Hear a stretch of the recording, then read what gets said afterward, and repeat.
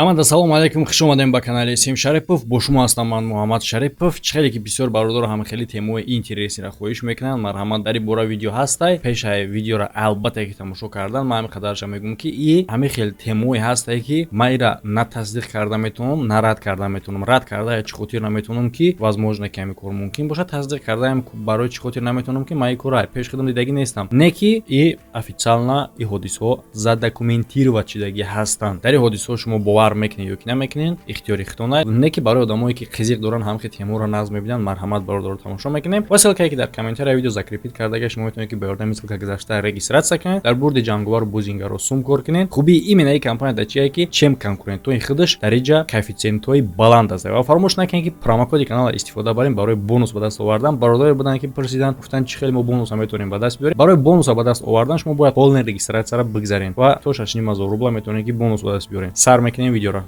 Тема яким мо хол ё ки доғҳои холӣ дар бадани одам. Баъзе кишварҳои азиатскида ҳамин хел расм аст ки вақте ки одам мембара дар танаю доғ мемонанд, яъне ки нуқтаҳо мемонанд, нуқтаҳои холӣ. Ва яъне ки ба гуфти ӯ ки ҳамин кор ёрдам мерасонад ки одами мурдагӣ боз таваллуд шавад.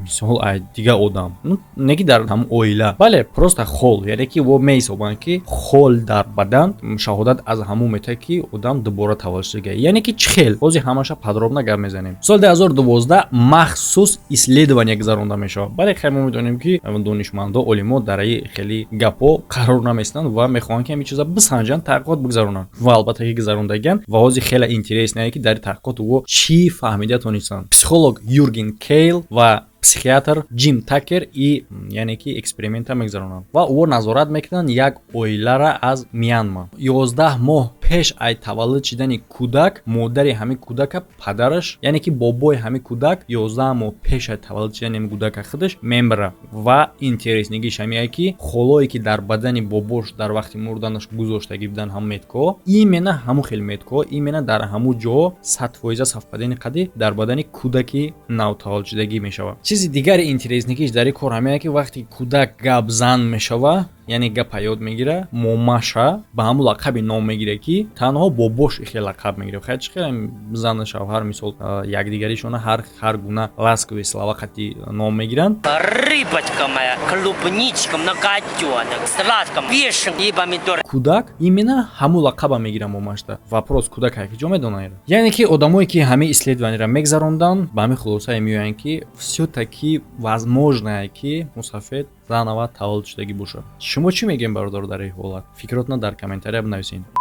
Темаи дигари мо кӯдаки таваллудшудагӣ бо захми тир. Кӯдак ай куҷо захми тир гирифт вақте ки нав таваллудшудагӣ бошад? Интересно, тагда далш тамошо мекунем. Ян Стивенсон и профессори психиатрия дар университети Вирҷиния. Дар вақти ҳамин хел вазифа доштани худаш бо ӯ параллелна меомӯхт, изучат мекард реинкарнатсия. Реинкарнатсия чие? Ҳамин ҳодисае ки ҳозир пешаи гуфтем, ҳамин кора реинкарнатсия мегӯянд, яъне ки одам занава бо дар як бадани дига таваллуд шудана, ҳамира научна реинкарнатсия мегӯянд. Соли 1993 ӯ як статьяеро опубликоват мекунад ки хеле дар уҷа ҳолати ғайриоддӣ навишта шудагӣ. Яъне ки як кӯдаки турк як ҳодисаеро нақл мекунад, яъне ки аз ҳаёти гузашта дар бораи одаме ки аз захми тир мурдагӣ. Дар инҷа история интереснигиш буд намешава, аз таваллуд шуданаш ҳамин кӯдак, яъне ки модарзотӣ, раковинаи гӯшиш, ушнои раковина мегӯянд русо, деформирование, яъне ки ин хел ҳолат дар кадом ҳолати мешавад ки одам агар захм бигирад дар ҳамин территория ва ба ғайр аз ин тарафи рости рушд хуб развиват намешид. Боз интереснигиш дар ин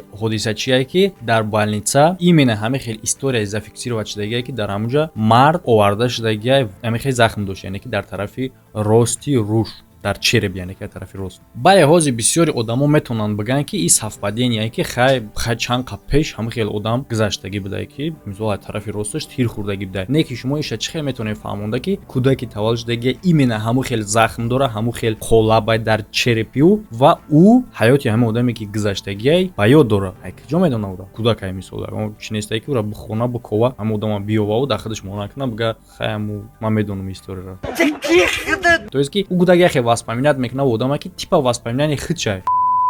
Брайан Уэллс як чанд муддат председатели отдели психиатрия кор мекунад дар маркази медицинии Майами. ин одам як чанд китоб ҳатто нависондагие ки дар яке ӯ историяи реалии бемори худша менависад. Номи бемор Даян буд. Ин зан медсестра таъин мешавад дар скории помощ. Яъне ки вақте ки бои духтар сеанс мегузаронанд, ӯ дар натиҷаи сеанс ёд меёрад ки дар гузашта ҳаёти дигар одамда зиндагӣ кардагӣ дар Севернаи Америка.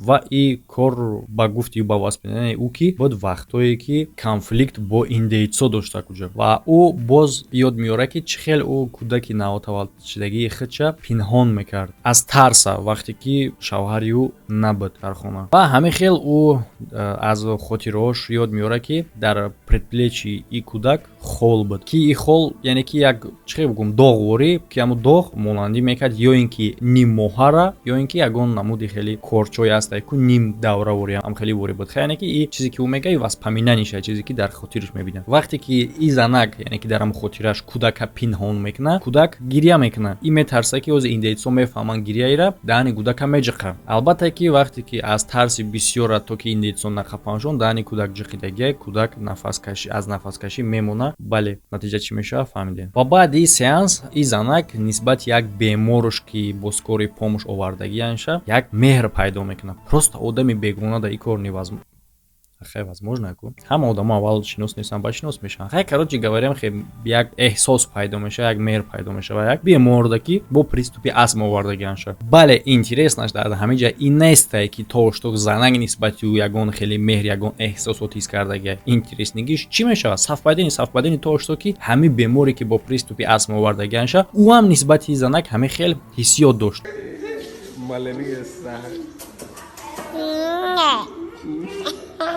Қози ё интересна неста, интересаш дар иҷа мешава ва аз ин кор худи ин занакам дар ҳайрат меояд ки дар дасти ҳамин патсиент, яъне ки дар дасти ҳамин бемор именно ҳамун доғеро мебинад ки дар дасти кӯдаки худаш буд.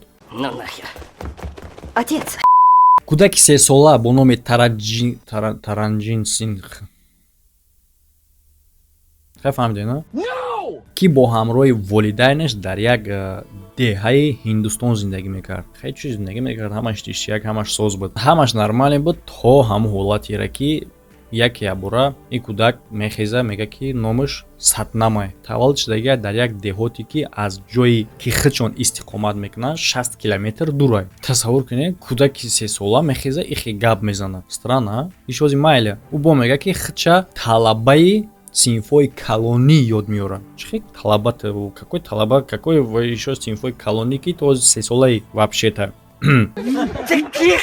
Ва соли 1999 ба гуфти худи ҳамин кӯдак ки ӯ дар як садама бо скутер аз дунё мегзарад. О зиндаи ку гап зисти кучхел. Яъне ки шумо уже фаҳмидем ки воспоминаниш, яъне ки мега ҳамин хел ма дар сари ма ҳаст. Баъда бардора як саволтон метам, агар дар видеои дига ба гап мезанам, агар ҳамин савол да шумо ҷавоб да бутонен, ки да ҳамин хел ҳолати шудагие ки ягон кора мекунен ё ки ягон ҷойра мерен ки мисол якум бор рафтисем, ки ҳам кора якум бор кардасем, одам якум бор мисол ҳама чиз якум борай дар асл шумо ира асазнат мекунед ки якум бораю, но дар памяти шумо ҳамин кор ҳаст. Мисли фикр мекунед ки дуюм бора, но ту медони ки ҷа якум бор рафтагӣ ё ки ҳам кора якум бор кардагӣ ё ки ҳам гапа якум бор шунавидагӣ. Короче дига темае баъд гап мезанем. Агар бошанд дар комментария бинависед. Ба ғайр аз оне ки ӯ ин садамаро хапе баланд гап назанед.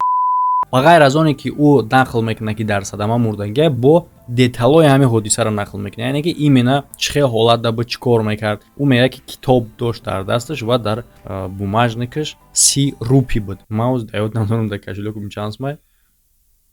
ҳамун ёд дорад. Бале ин кора падараш бовар мекунад, яъне ки ӯра хушбахтона психиатр намебаранд, барои оне ки барои чӣ хотир бовар мекунад ки кӯдак реално ин кора нақл мекард ва оташда интересни мешава ӯ мекова ҳамин кора. Дар ҳақиқатан ҳам соли 1991 ҳамин хел ҳодиса рух додагӣ буда. Интереснигиш не то что просто ҳамин хел ҳодиса рух додагӣ, не. Як кӯдаки 15 сола бо номи Сатнам Сингх соли 1992 дар натиҷаи садама бо скутер аз дунё мегзарад. Яъне ки история ки уже буд, ин кӯдак нақлш кардак. Ва то што ки деталҳои ҳамин ҳодисаро ин кӯдак нақл кард, падараш ҳамин кора погиза дид хонда ки ҳамин кор действительно тасдиқ шудагӣ ҳамин кор рух додагӣ дар аслам вақте ки ин кор уже паҳн мешавад дар ин бораи кор бисёр одамо медонанд ира бо дополнительни таҳқиқот мегзаронанд расследование мегзаронанд ва дар натиҷаи расследования як кори дигаам ира интересни мекунанд яъне ки ӯво сравнид мекунанд почерки ҳарди ҳамин кӯдакора ки кӯдаки соли 1992 мурдагие сатнама ва ин кӯдаке ки ин коро нақл кардааст вообще ё та разни одаманд почеркошна сравнид мекунанд чӣ гап мешавад. Бале ҳозир шумо дам интерес нашид ки ҳозир кӯдака хуб навистана ёд гирифтагӣ неста не ки худаш ҳама структура яъне ки тарзи почеркшон ҳарча сравнид мекунанд як гай